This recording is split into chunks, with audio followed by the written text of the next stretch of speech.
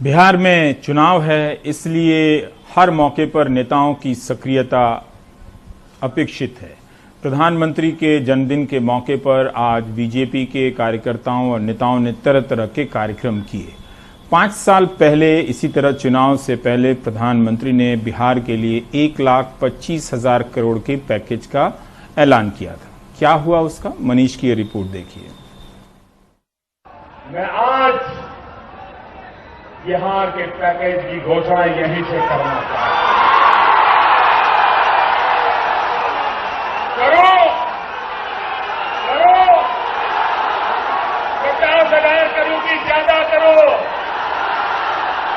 60,000 करोड़ की ज्यादा करो, 70,000 करोड़ की ज्यादा करो, 75,000 करोड़ की ज्यादा करो, 80,000 करोड़ की ज्यादा करो, 90,000 करोड़ की ज्यादा करो।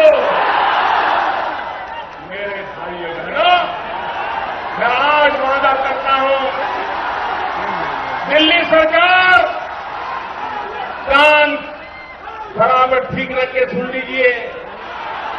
दिल्ली सरकार 1.25 लाख करोड़ रुपये का करीब 5 वर्ष पूर्व प्रधानमंत्री नरेंद्र मोदी ने कुछ इस अंदाज में बिहार को 1,25,000 करोड़ का पैकेज दिया था, जिसमें राज्य में सर्वाधिक 65,000 करोड़ से अधिक राष्ट्रीय राजमार्ग और ग्रामीण सड़कों पर खर्च होना था।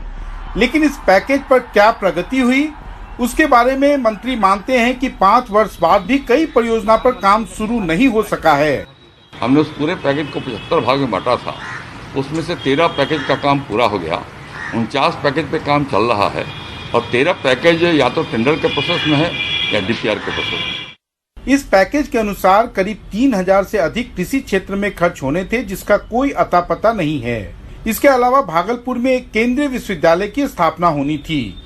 स्किल डेवलपमेंट के क्षेत्र में 1,550 करोड़ की लागत से न केवल एक मेगा स्किल विश्वविद्यालय की स्थापना होनी थी, बल्कि 1 लाख युवकों के प्रशिक्षण का भी वादा किया गया था। गांधी सेतु के समानांतर एक ब्रिज का निर्माण होना था, जिसका शिलान्यास अब अगले हफ्ते प्रधानमंत्री करेंगे।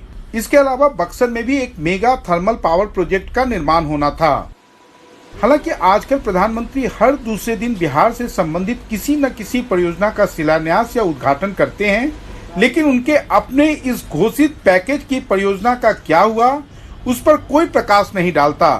आजकल अगर आप पटना के अखबारों को उठाएंगे तो आप देखेंगे कि यहाँ पर आरओ प्लांट से लेके जो छठ घाटों का भी उद्घाटन या शिलान्यास हो रहा है, उसके लिए बड़े बड़े ऐड दिए जा रहे हैं। जैसे कल जो कोसी पर रेल मेगा ब्रिज का उद्घाटन होना है, उसके लिए बड़ा ऐड दिया गया है। उसी तरीके से कल नीतीश कुमार के द्वारा एक बस स्टैंड का उद्घाटन होगा, या आप देखिए कि यहाँ पर एक सामुदायिक भवन है या स्वास्थ्य केंद्र है, उसके लिए विज्ञापन दिए गए हैं। इसके अलावा नीतीश कुमार अपने 7 निश्चय के तहत जो है जो भी काम उन्होंने किया है, उसके उन्होंने पूरा फुल पेज विज्ञापन देकर उसकी एक तरह से लेखा जोखा रखा है। लेकिन अगर आप अखबारों में देखें या बिहार बीजेपी के नेताओं के बयान या खुद केंद्र में जो बिहार बीजेपी के नेता हैं, कोई भी इस बात की चर्चा नहीं करता कि प्रधानमंत्री का जो विशेष पैकेज था, आखिर उनमें जो परियोजनाओं पर काम होना था, जो घोषणाएं हुई थी,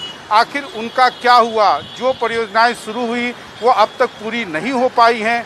जो बड़े बड़े वादे किए गए थे, जैसे स्किल यूनिवर्सिटी पटना में उसकी स्थापना होनी थी, अगर वो आज तक उस पर काम शुरू नहीं हो पाया है तो उसके आखिर क्या कारण रहे हैं। तो ये प्रधानमंत्री हमेशा लोगों को उल्लू बनाने का काम करते हैं। इस बार जनता उल्लू नहीं बनेगी, इस बार एनडीए को उल्लू बना देगी और महागठबंधन की सरकार बनाएगी। लेकिन बिहार में बीजेपी के नेता भी मानते हैं कि जितनी सजगता से मुख्यमंत्री नीतीश कुमार अपने वादों पर काम करते रहे, उतना ध्यान ना तो केंद्र और ना राज्य के बीजेपी नेता देने में कामयाब रहे। इसलिए 5 वर्ष में जहां गांधी सेतु के समानांतर एक और पुल का निर्माण होना था, अब पुराने पुल